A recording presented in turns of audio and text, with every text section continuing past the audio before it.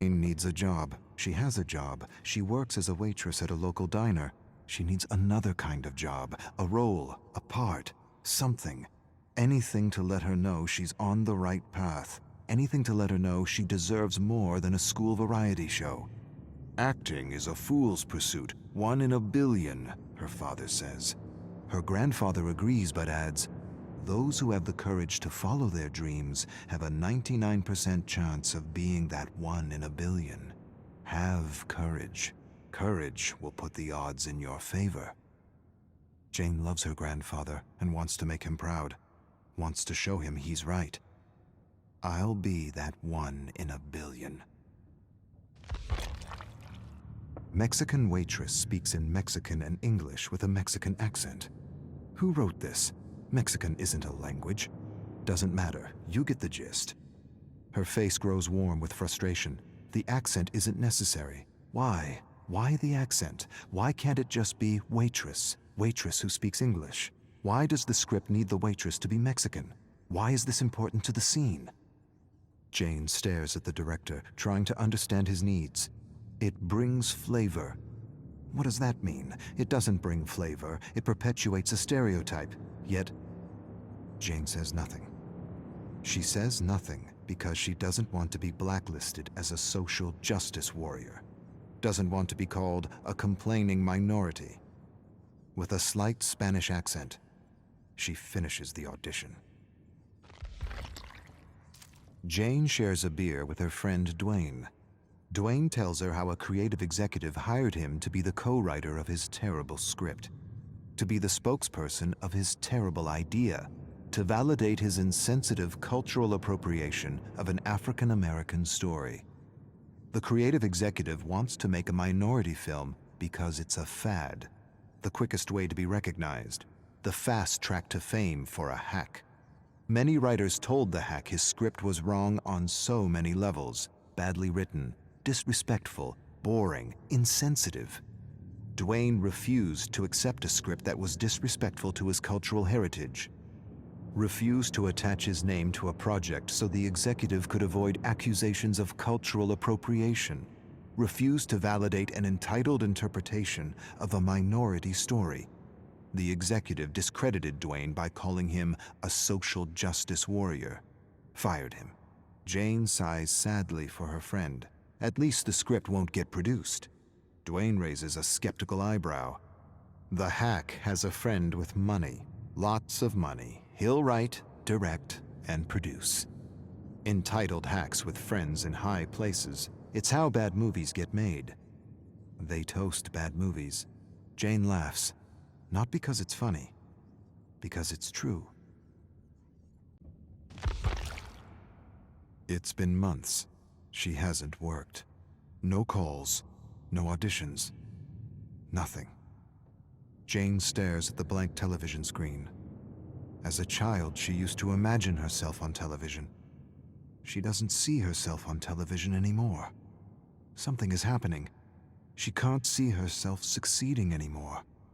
She wishes for her shot, her 1 shot, her 1 in a billion shot, but scripts for her are few and far between, nothing beyond the stereotype. Her agent shouldn't care. He should put her forward for all the female roles in her age range. She can play any female role, lead or support, and yet she only gets auditions for the spicy Latina, or the funny immigrant, or the waitress with the accent, never just woman, American.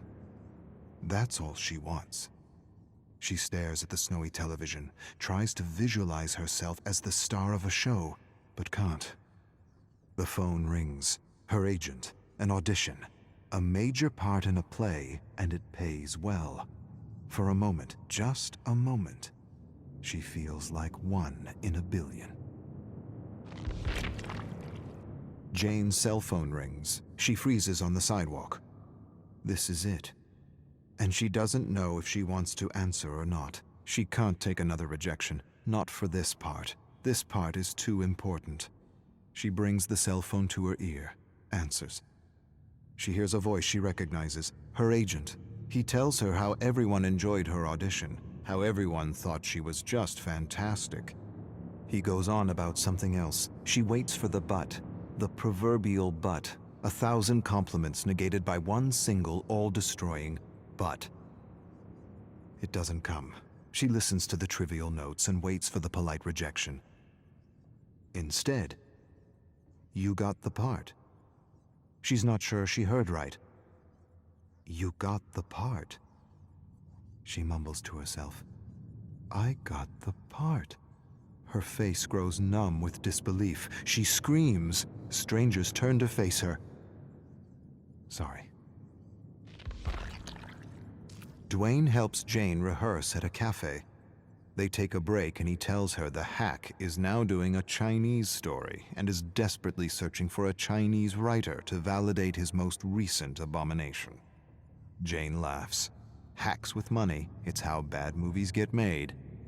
She tells Dwayne things are going well with the play. She doesn't have to do an accent, doesn't have to wear a miniskirt or perpetuate a ridiculous stereotype, doesn't have to do all the stupidities she had to do in the past. This is a real gig, a meaningful gig, a gig she can share with her family. She knocks on the table. Dwayne laughs and says it isn't wood. She shrugs. He says he's happy for her and hands her a cutout from a magazine. Open audition for Quick Talk. He says he put in a good word for her. She'd make a perfect host. She thanks him, but the play takes all her time. Too bad. You're the most real person I know, and that's what the show needs. Authenticity. Last rehearsal before opening night, and she's nailed her role despite some last-minute changes to the script. She feels the adrenaline and a great sense of flow unlike anything she's ever experienced before. The director claps after the last line is delivered. He approaches her, tells her he's amazed, impressed, inspired. But he feels her character would work better with an accent. A what? The request undermines her, shatters her. Why? I don't understand. For giggles. It would be fun. The character doesn't need an accent. The character is fine without an accent. But it would add comic relief. Comic relief! That's what she is to this director, to the producers, to this industry. Comic relief. She stares at him, waits for him to burst out laughing, waits for him to say he's joking, waits for an apology that never comes. She sighs and feels the strength of her ancestors coursing through her veins, a strength that won't allow her to sell out, a strength that won't allow her to perpetuate a hurtful image of what it means to be an American. She shakes her head at the director. Find a comedian, asshole. She storms off stage. Those who follow their path beat the odds, even if the odds are 1,000,000,000 to 1. Bullshit.